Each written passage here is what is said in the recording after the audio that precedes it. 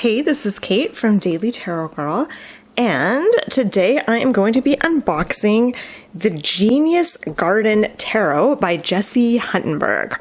So I just got this deck in the mail. I haven't peeked at it yet, so this is a true unboxing.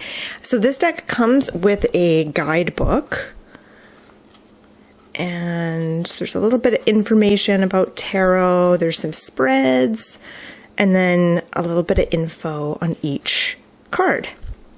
All right, I haven't checked out the book yet, so I will check that out later. I also got a certificate of authenticity, number 124 of 1,000. So let's open up the Genius Garden Tarot. Okay. So I actually interviewed Jessi Huntenburg for my YouTube channel a couple of years ago, and you can check out that video. It's on my YouTube channel if you're interested. And Jessi is a lovely person, and so I'm just so excited to check out something that she made because I know it's going to be awesome. Okay, so Genius Garden Tarot, nice box, lovely box.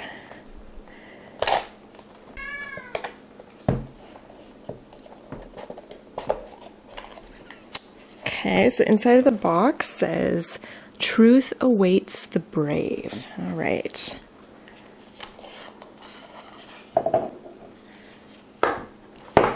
Okay, so these cards have a little gold edging on them. Here's what the backs of the cards look like, and the card stock feels really nice. It's matte finish, which is my favorite. I love that. Has a really nice feel, and these feel really nice quality. It's got a nice thickness. So what I'm going to do is I'm just going to slowly go through this deck, and I'm going to give you a feel for these cards. Okay, starting with the Fool. So I should mention that I believe Jessi painted these cards herself, which is really cool.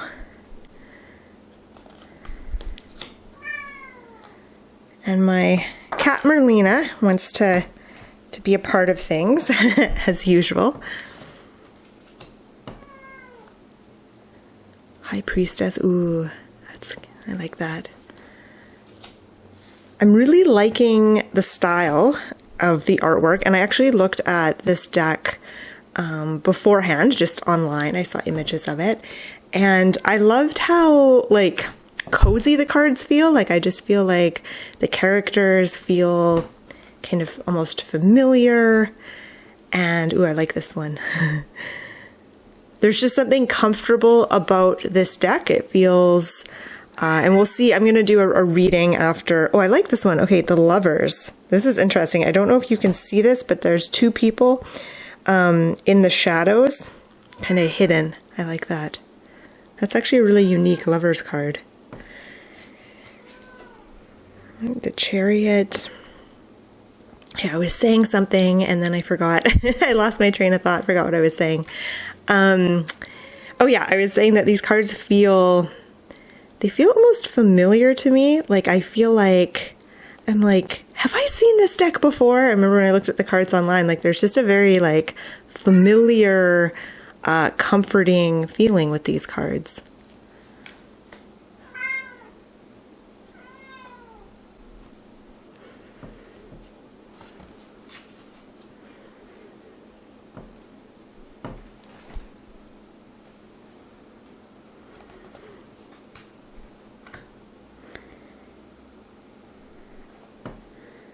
I like that the art feels uncluttered. It's not too busy. Ooh, my camera's kind of struggling to focus here. Okay, Death.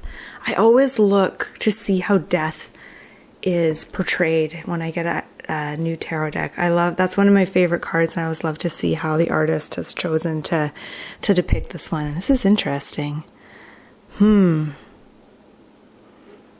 Lots to contemplate with this one. New growth, fire, kind of something being destroyed, something new coming to the surface.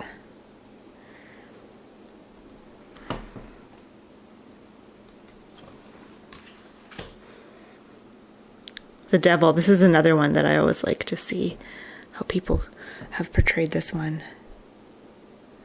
Again, lots to ponder with this card. Very visceral feeling when you look at this one.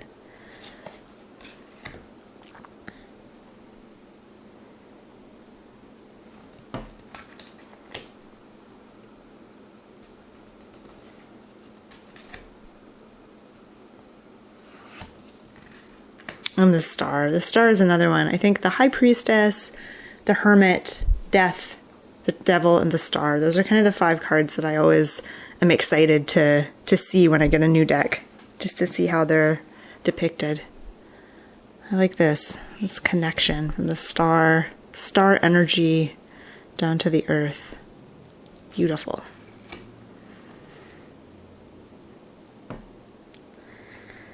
Whoop. I apologize for my camera. It's like, it's got a mind of its own here. Okay, this is cool too. Judgment. Ooh. It's like he's about to dive in. That's a pretty powerful card as well.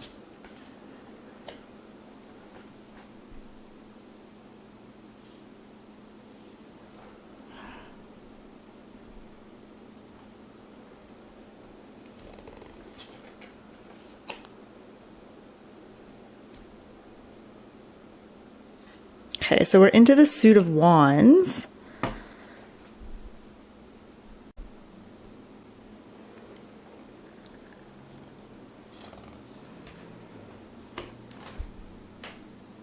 I don't know why my camera's having such a hard time today. It's really struggling. 3 of Wands. I like the difference between these two. We've got the 2 of Wands and the 3 of Wands. That's cool. I like that. I always say the 4 of Wands kind of symbolizes community and connection. I think that's depicted nicely here. Ooh, 5 of Wands. Okay.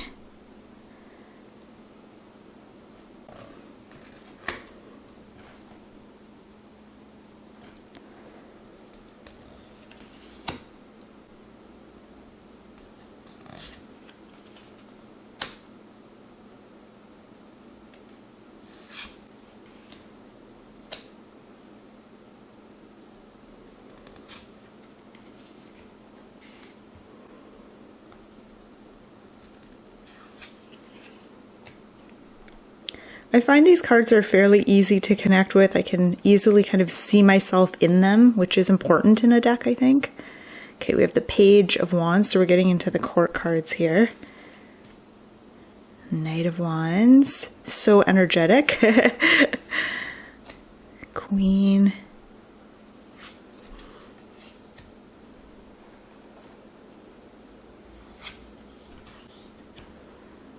Okay, and now we're into the Suit of Cups.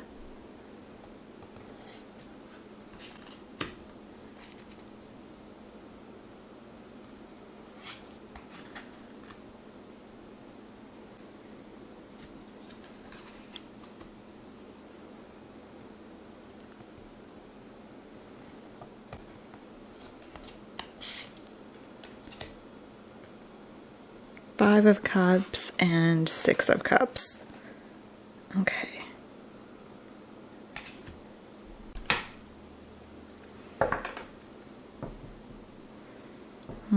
Seven of Cups. I like how there's clouds all around the cups to kind of portray that feeling of sort of confusion that sometimes comes up with the 7 of Cups.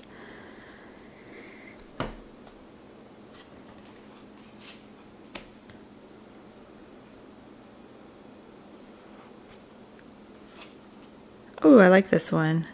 10 of Cups really shows different generations. Okay, so we're into the court cards. So we've got Page of Cups.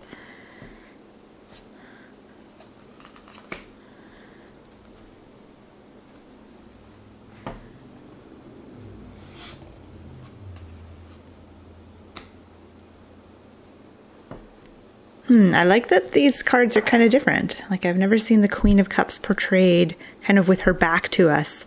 I think that's cool. These cards are going to make me think a little bit, I think, when I read with them. All right. Okay, into the Suit of Swords now. Picking up the sword. taking initiative.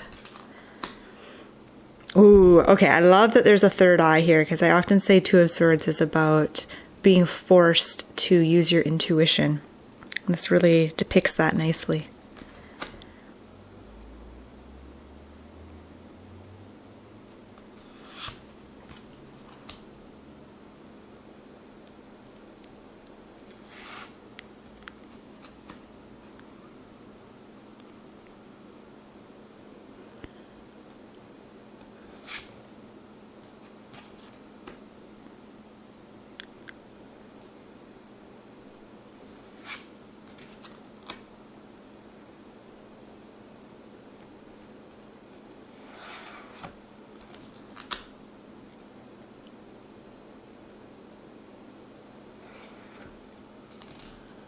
Oh yes, Nine of Swords. I often call this card the Insomniac card. Ten of Swords is nice and dramatic, just the way I love the Ten of Swords to be. Page of Swords.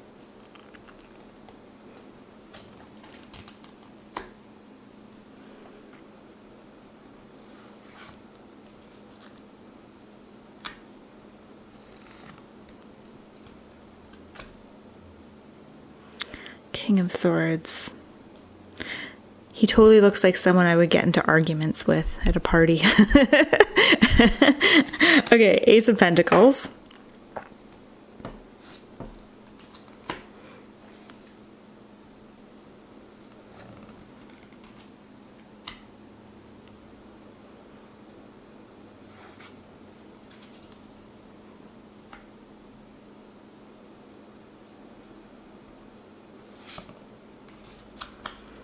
Five of Pentacles. Interesting. It's like striving for something, reaching for something, being helped. Oh, I like that. I like this progression here. The five, like struggling on your own, and then Six of Pentacles, someone reaching out to you.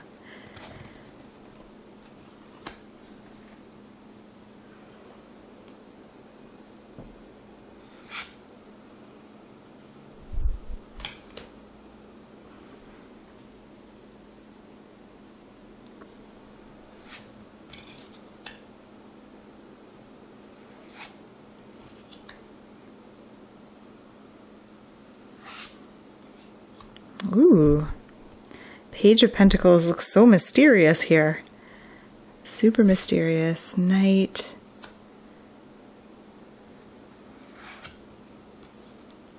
Queen, and last card, King of Pentacles. Okay, awesome. Okay, so let's give this deck a little bit of a shuffle, and then I'm going to come on back and we're going to do a sample reading. Okay, so I turned my camera off and I did a really good shuffle of this deck, and I'm going to start by doing a little interview. So I'm only going to draw 3 cards, but I want to start by asking this deck which card sums up its personality. So what is one card that would really show the personality of this deck? This is a fun thing to do when you get a new deck. I love doing this. Oh my god, the Fool! I love it. Okay. Okay, so let's just zoom in a little here. Okay, perfect. Okay, I love that we got this card, the Fool. So the Fool tells me that this deck just feels like fresh and optimistic, and I feel like this is a deck that's going to really kind of lift your spirits in a lot of ways, and especially, you know, like if I'm struggling to regain that sense of optimism, or if I want to make a fresh start, or I want like new ideas, or I'm starting a new project, this is totally the deck to reach for and do a reading with. It feels like, yeah, this deck, I feel like the Fool is also a card of adventure and just kind of taking a leap of faith and trusting that things will work out. And I feel like that's kind of the personality of this deck. It has that trust in life and that optimism. So I'm going to put this card to the side. So this is the card that symbolizes the personality of the deck. And I'm going to ask another question. So I'm going to ask, what kinds of questions do you as a deck like to get asked the most? Like, what kinds of topics do you like to read about? Okay. Ooh, weird. Okay, King of Cups. I just wasn't expecting a court card here. All right, so King of Cups. I think of the King of Cups, he's very good at tapping into his emotions and his feelings and really making them work for him. So instead of getting like overwhelmed by his feelings or trying to repress them, he's so good at just tapping into their power and communicating with his feelings and listening to the messages and just really using that as a source of power. And so I think that this deck loves questions to do with feelings and emotions, particularly if you're feeling conflicted or torn, or you're feeling really emotional about something. And maybe you want to get a handle on your emotions and your feelings, or to make sense of a particular feeling that you're having. This deck loves those kinds of questions, and even questions of the heart. I think of the King of Cups he's definitely a lover. He's definitely connected with his heart. So I think questions of the heart, questions to do with relationships, particularly when it comes to wanting to feel more. I know sometimes I struggle with feeling kind of numb and just wanting to feel more. And I think that this deck is going to really welcome those kinds of questions. All right, so let's shuffle the cards again. And I'm going to ask one last question. And I want to know, what message does this deck have for us today? What does this deck want us to know right now? Okay, Ace of Pentacles. All right. Love that. Okay. Ace of Pentacles, and the message I get as I look at this card is that it's never too late to start fresh. It's never too late to start something, whether that's a project, whether you're, starting to save up for something. This card makes me think of like starting a piggy bank, like starting some kind of like small savings fund for something, or even just kind of taking that first step in a new direction, or that first step towards a project. So that's the message I get, is that it's never too late to start something new, and that those small moves that we make are powerful. So those little moves, whether it's putting aside, $1 a day or $0.25 a day towards something, or taking the first baby step towards starting a new project, those little steps have a way of confirming things for you. There's something powerful in those little steps. I think sometimes we think we have to take big dramatic strides toward things and make big changes and big shifts for it to matter. And what I'm getting from this card is that actually it's the little things, it's the little steps, the little things that we do each day, the thoughts we have, the affirmations we use, the actions, the small actions that we take that actually have a big, profound effect. So that's what I get with that card. And looking at all of these cards together, I just love how each card seems to flow into the next. It almost looks like this could be kind of a little bit of a triptych, like a big painting. Like I feel like the clouds in this card go into this one, And I feel like these cards have a really nice sense of movement and flow, which feels really, really nice to read with. So really lovely deck. I'm excited to work with this deck a little more. I'm actually going to use this deck for my next weekly forecast reading, which I'm going to do right after this one. So stay tuned for that. And, and I should say, I'll say the name of this deck again. This is I'll show you the front of the box. This is the Genius Garden Tarot deck, and it's by Jessi Huntenburg, just so you can see how her name is spelled. I'm going to put I'm gonna put all the info below this video. So if you're interested in purchasing this deck or finding out more information about it, I'll put all those links and all that info just below this video. So thank you so much for watching, and I'll see you next time.